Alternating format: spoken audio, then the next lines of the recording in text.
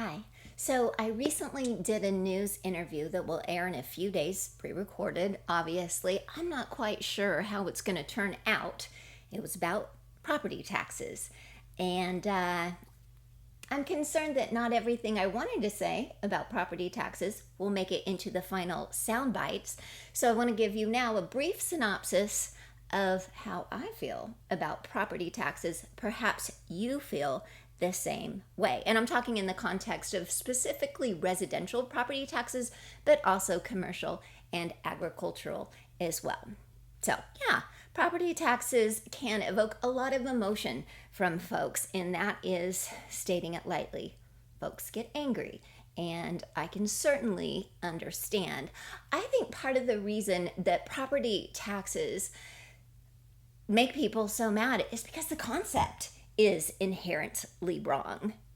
Boiled down to its basic level, it is the government saying we will increasingly charge you more and more, which you don't have a lot of control over, in order to keep what you own. I believe that violates private property. When I did this news interview, they wanted a clip of me in my home. So I tried to get a shot of me reading this book, The Naked Communist, which I highly recommend.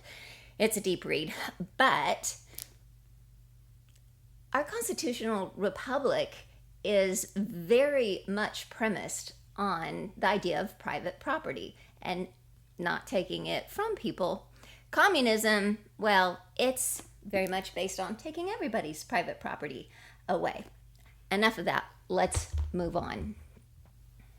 So, at our state, county, and city level, we are doing what we can to put guardrails on the increased amount that people are charged for their property taxes. I'm not going to get into that right now, but let me just say we have a constitutional republic with our elected officials. We need our elected officials to listen to us, the common man, saying, you're hurting us. You know, for some people, increasing property taxes, like for me, it means not as good gifts at Christmas time, maybe not a family vacation. For other people, it could mean not being able to, having to choose between affording your medicine or food or getting taxed or keeping your home. I mean, I've heard people tell me they have moved out of our county because of the property taxes, and that's devastating. I will make this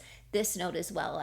I've talked to one county commissioner who said, the federal mandates are really, really hard on the counties to be able to pay for all this, and that's part of the reason our property taxes are so high. I just want to offer an idea that we have not touched on yet in Kansas, but I want to get the concept out there. And that is that the appraised value of your home, which is generally subjective year by year, instead of an appraised value, it's the purchase price. So I don't think we're going to abolish residential property taxes anytime soon, probably not ever.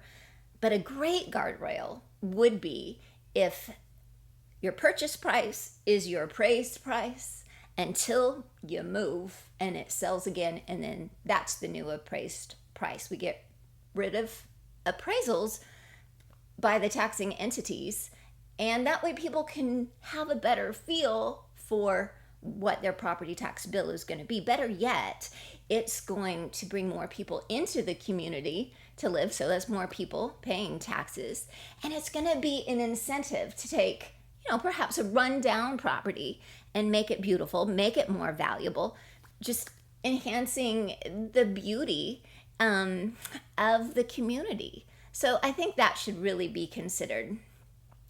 Now, always foundational to this is government needs to stay in their lane. Like the individual, government needs to spend wisely, cut the fat, don't spend money on things that we can't afford, and get back to the really core functions of government.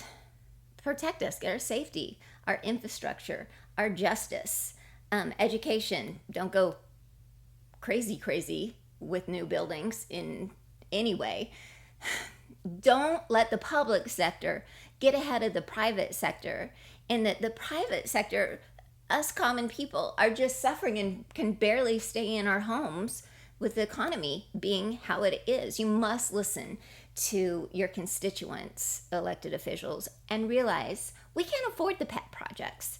We don't need all that. We need you to fix our roads, protect us with our first responders, and maintain justice. Don't pick the winners and losers. Pick the individual. Choose to uphold individual rights, the rights to private property. In brief, let me say, closing, you govern elected officials supposedly with the consent of the governed. The governed is now telling you, you're taxing us too much. You are overspending. Please stop. Uphold the interests of the common man. Resist the urge to uphold the interests of special groups wanting special favors. And let's make this nation great again. God bless you. Thank you.